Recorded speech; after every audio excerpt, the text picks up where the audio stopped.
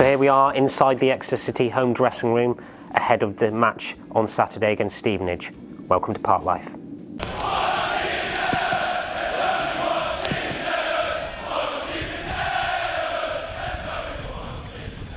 Waited ball. Williams going to fire into the box. Bowman with an opportunity, takes a touch. It's going to be a shot, and it's in!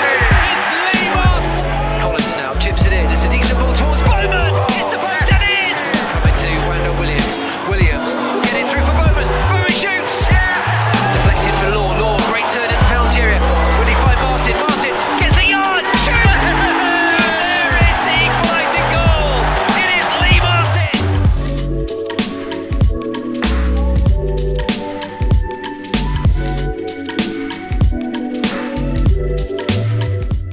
Both teams will be looking to get back to winning ways after last weekend's Sky Bet League 2 football. Stevenage beaten by Leyton Orient and City beaten away at Swindon. Swirls it in, Yates. And it goes in off Yates! Wow. For City, Owen Doyle replying for Swindon. Here's here's Randall Williams inside the Swindon penalty area! Yeah. And he's equalised! It broke to him on the edge of the Swindon box, and Randall Williams made absolutely no mistakes. Here's Giacimi inside the City penalty area. Chips it towards the far post, Doyle! No, it's not Doyle, it's Hallam Hope who's got it. So Exeter City have been pretty good here at St James's Park this season, only one defeat in the league all season. We spoke to Matt about the home form and its importance going into the final few months of the season. It was interesting because we played him probably 3 or 4 weeks ago in the Leasing Trophy, but I think the team will have a different dynamic about it to the team we faced on that evening. They'll be motivated, they'll be hungry, they'll be tough, they'll be physical, and they'll be a real handful for us to deal with. But our form generally at the park has been pretty good this season. Hopefully we can reproduce that sort of form and put in a performance and hopefully win a game.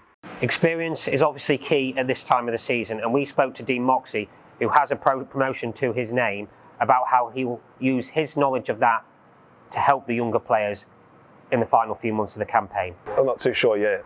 Yeah, I've had promotions, but it's one of those where when you're in it, you got to look forward to it, and we are there. We're ready to go up, and I'm sure everyone will say the same thing. We want to be in that top three, and we still want to win the league.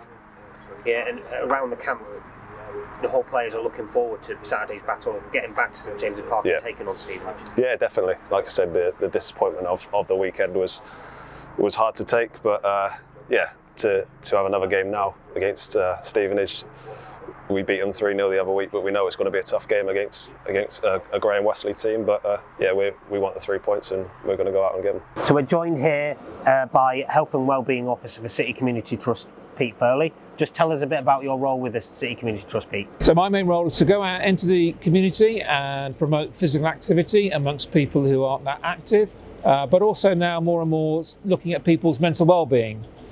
Do this through some groups I run and organise.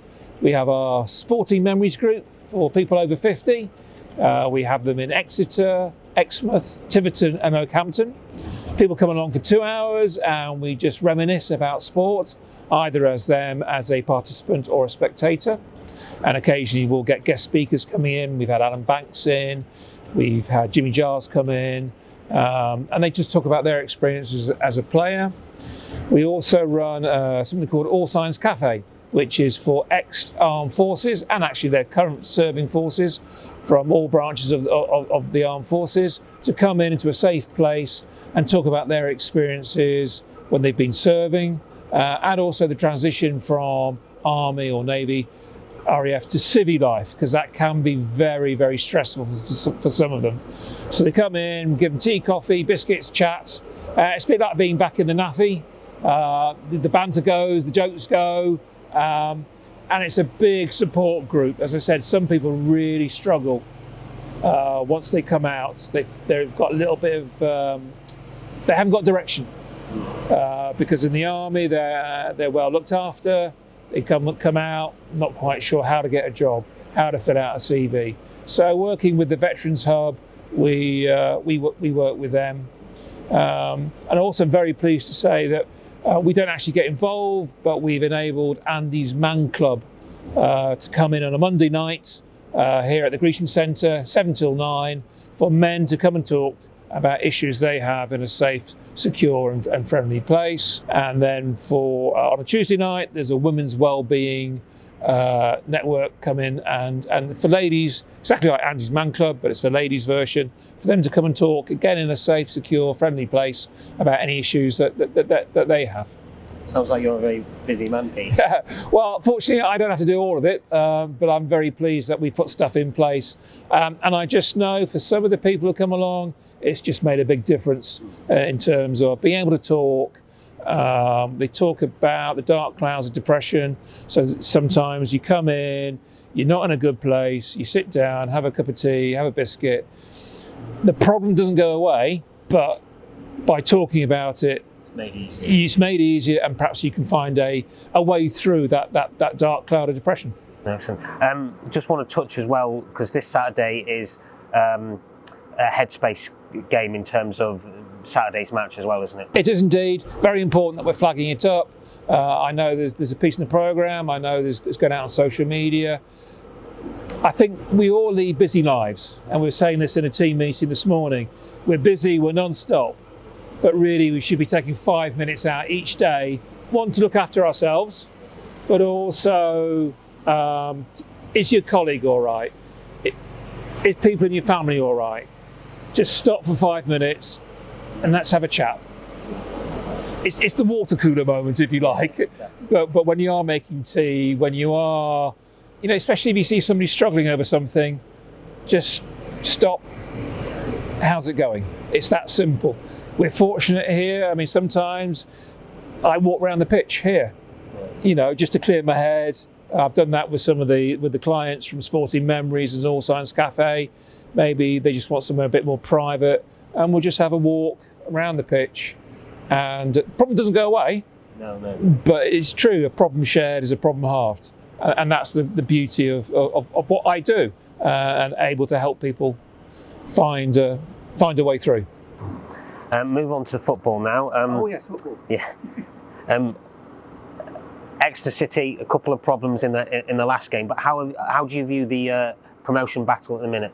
Well, it's getting to the real meat of the season now, isn't it? It's getting into the interesting stage. I think we're in a good place. We have a good squad.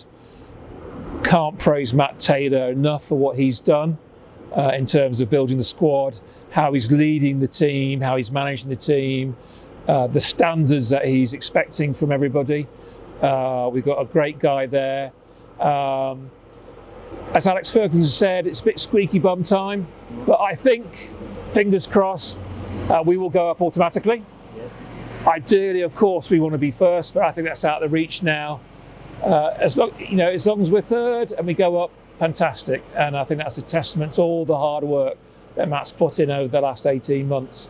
And we should be very proud of what's been achieved from a League Two club like Exeter. Yeah. We haven't got the biggest budget.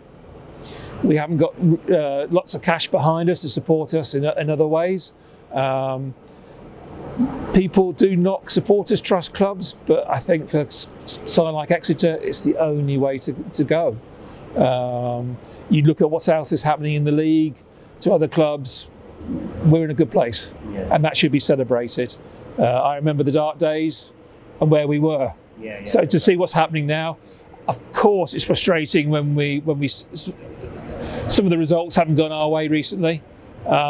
Confident that we'll do it on Saturday. I think if we can get 7 out of 9 points next 3 games, we're back on track, and we put the pressure back on the people who are chasing us. Yeah. Just finally, we're going to push you for a score prediction now, like we do all our guests. Score prediction: 3-0 Exeter. Excellent. We'll settle for that. That's all from Park Life.